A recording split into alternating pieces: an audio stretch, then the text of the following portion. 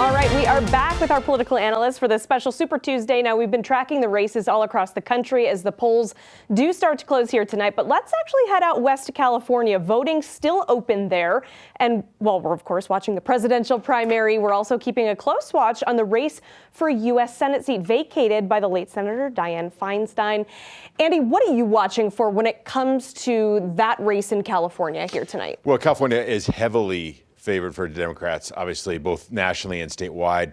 But one interesting thing about that seat, Senator Feinstein had it for over 30 years, really predominantly a Democratic leaning state, and really Democratic policies really predicated over a whole constitution of things across both cities and states in California. So what will be interesting about this is the top Republican vote getter, the top Democratic vote getter will go head to head, and we'll see where we end up in November. But it's interesting that the change of hands in the U.S. Senate in California hasn't happened a lot. And so when it does, it's of high importance and high interest. And Michael, is this one that Republicans are looking to potentially flip? Is that a possibility here? I don't think so at this point. I mean, there's been in Democratic hands for a long time. But anybody who gets elected in California as a senator is going to be high profile because of how big the state is. So I think, that's interesting. But on the Senate side, it's going to be a very competitive across the map. It might not be in California, but, Republicans are trying to get the Senate back. I think they have a good shot given the seats that are up. And so the Senate's going to be a huge focus along with the presidential race this November. All right, let's jump back to the presidential primary here tonight. Now, the state of Minnesota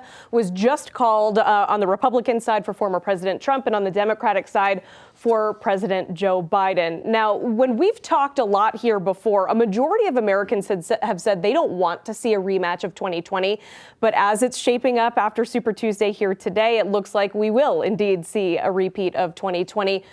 Why, Andy? If we don't want it, why are we seeing it? Great question.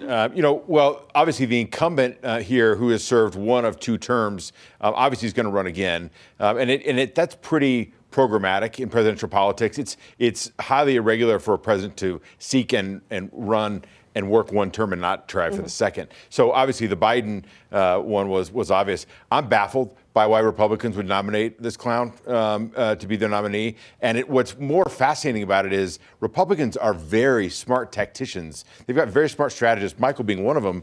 And when you look at how to run a competitive presidential race, a person with 91 felony indictments against them is not your top choice.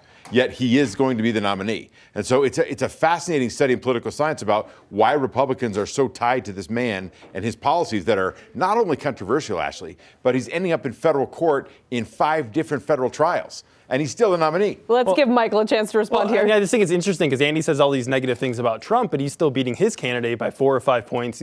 Biden's losing in all these swing states. I think it is, unfortunate that 70% of the country don't want a Biden-Trump rematch, and that's what we're going to see. 42% even say it's depressing to them to see these two candidates. I think it's hard because they're both basically incumbents, right? That they have both been president. They have a lot of money behind them, a lot of name ID behind them, and there's a lack of alternative, really good candidates on each side, and that's why I think you're seeing a rematch. The bases of the party are picking these two. One of them has to win. I think it's going to be Donald Trump. All right. Thank you both for your analysis, and we will continue to follow the results as they come in this evening.